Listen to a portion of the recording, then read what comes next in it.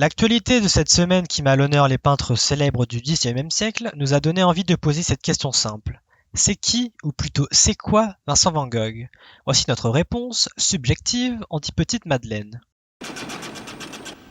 Vincent van Gogh, c'est en premier lieu un peintre né le 30 mars 1853 à Groesendert, dans le sud des Pays-Bas.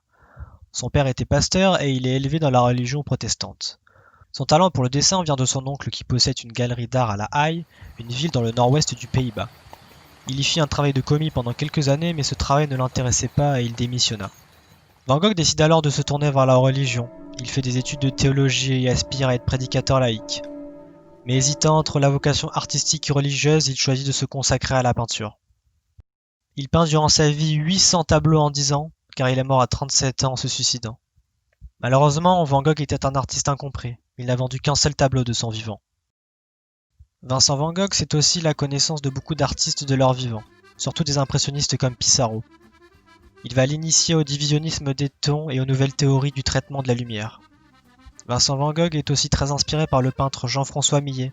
Il avoue lui vouer une grande admiration.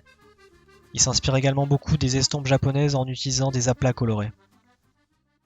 Vincent van Gogh, c'est aussi l'un des précurseurs du fauvisme. Le fauvisme qui est un mouvement qui se caractérise principalement par l'utilisation de couleurs très vives, voire violentes.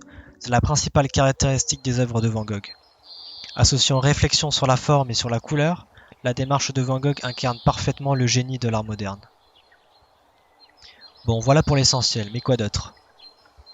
Vincent van Gogh, c'est tout d'abord une carrière dans la peinture qui a débuté très tard. Il a commencé à peindre à l'âge de 27 ans. Avant ça, il dessinait, il était persuadé qu'avant de devenir un grand peintre, il fallait qu'il devienne un grand dessinateur. Vincent van Gogh, c'est aussi un amour et une reconnaissance de soi à travers les démunis. Dans ses premières toiles, on retrouve exclusivement des portraits de paysans miséreux et des paysages montrant le dur labeur des cultivateurs et des mineurs. Il voulait devenir comme Jean-François Millet, réussir en peignant des paysans.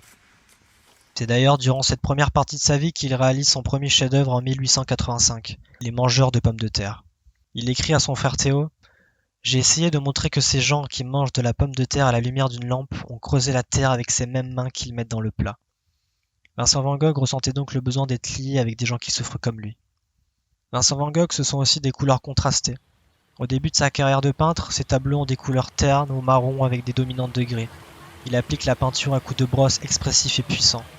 Ensuite, quand il séjourne à Arles, il travaille à la fois des contrastes subtils, comme le jaune et le vert, et surtout, il joue avec des couleurs dont l'opposition est complémentaire, comme le rouge et le vert, le bleu et l'orange, ou encore le jaune et le violet. Néanmoins, le jaune est surtout la couleur dominante dans ses tableaux. Il renvoie au soleil du sud de la France et à ses champs. Vincent van Gogh, ce sont des peintures de chaussures tout au long de sa vie. Pour lui, elles représentent le travail et l'usage, et en tant que sujet, leur forme et leur texture lui posent des problèmes techniques intéressants. Vincent van Gogh, c'est une inspiration pour les estampes japonaises. Il termine plus de 30 natures mortes de fleurs. On y remarque l'utilisation de perspectives audacieuses et de motifs de décoration plats où il ajoute des tonalités épaisses de rouge. Vincent van Gogh, c'est aussi une technique unique. En rencontrant les plus grands peintres français de la période post-impressionnisme, notamment grâce à son ami Paul Gauguin, il change ses tonalités de couleurs et son utilisation du pinceau. Il fait vibrer les couleurs en combinant la technique au pinceau souple des impressionnistes avec la régularité du pointillisme. Enfin, Vincent van Gogh, ce sont des tableaux de toutes sortes.